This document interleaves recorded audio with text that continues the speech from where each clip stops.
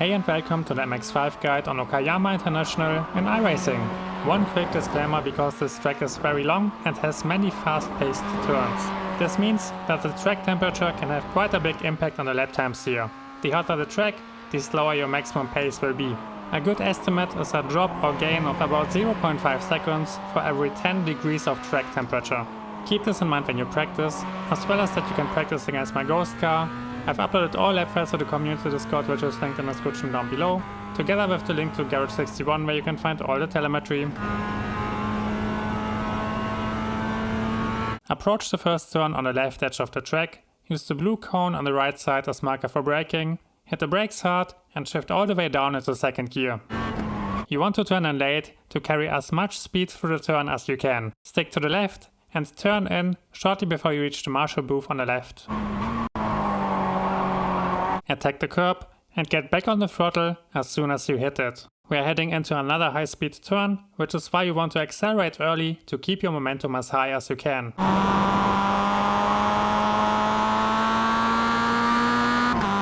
Let the car swing to the outside of the track. It's important that you get your tires right onto the white line. You want to lift on turn in and be patient as you wait for the car to rotate. We are still in a high speed section, so once again, you want to slam the throttle down as soon as you reach the curb.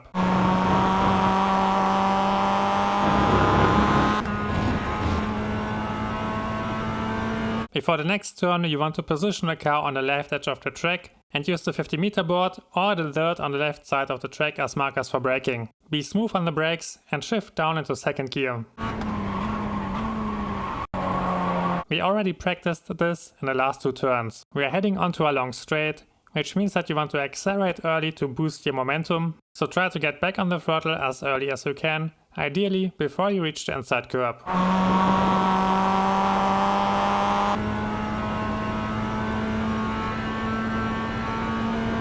Check your mirrors on the straight, because this is a very popular spot for attacks. If there's nobody behind you, then you want to position your car on the left edge of the track and hit the brakes shortly before you reach the marshal booth on the left. Keep the car straight and shift all the way down into first gear. Hit the curb, get back on the throttle at the apex and keep pushing the car to the right. This is very important to set the car up for the upcoming turn. The key here is to push the car all the way to the right edge of the track, as close as you can to the white line. Then you want to lift, turn in and point the car towards the upcoming inside curb. Aim for the curb and focus on a clean line. That's why I'm pausing here. When you check the bottom left, then you will see that I'm not touching my pedals at all, because this is a spot where your line matters and nothing else. So don't try to overdrive the car here, take it easy and focus your full attention on a clean line. Get back on the throttle as soon as you clear the curb and push the car to the left to make the exit. You can go pretty wide on this exit, you won't receive an off track as long as the center of your car stays above the green area of the curb. Lift shortly before you reach the upcoming curb on the right side, turn in, and you can also keep your foot on the brakes to give them a soft touch on the entry to give you a bit more rotation. Attack the curb as hard as you can and get back on the throttle as soon as you reach it to accelerate onto the short straight.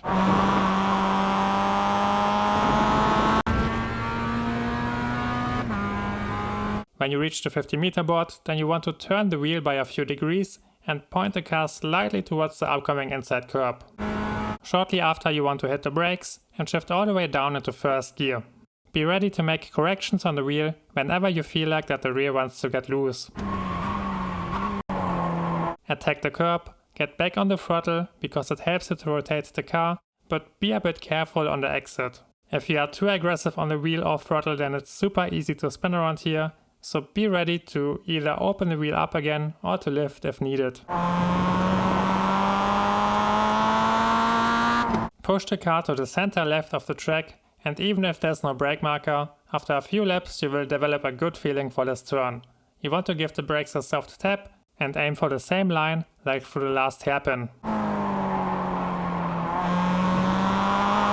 And this is also what I mentioned in the last turn. You want to pay attention because the rear wants to get loose And if it starts to slide, then you want to be ready and catch the car.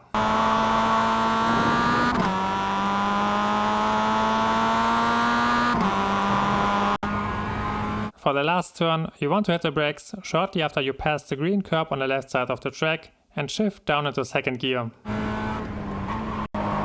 The exit will lead us onto a long straight, and we will also transition back into the high-speed section of the track. If you've listened carefully, then you know what it means. Try to accelerate as early as you can, ideally way before you reach the inside curb, and try to build up momentum for the long straight. Don't forget to attack this curb, and since you can also go pretty wide on the exits, there's not that much you need to worry about, just send it into this turn and finish your lap. Enjoy the cockpit lap, I want to thank you for your support, wish you good luck for your races next week and see you next time!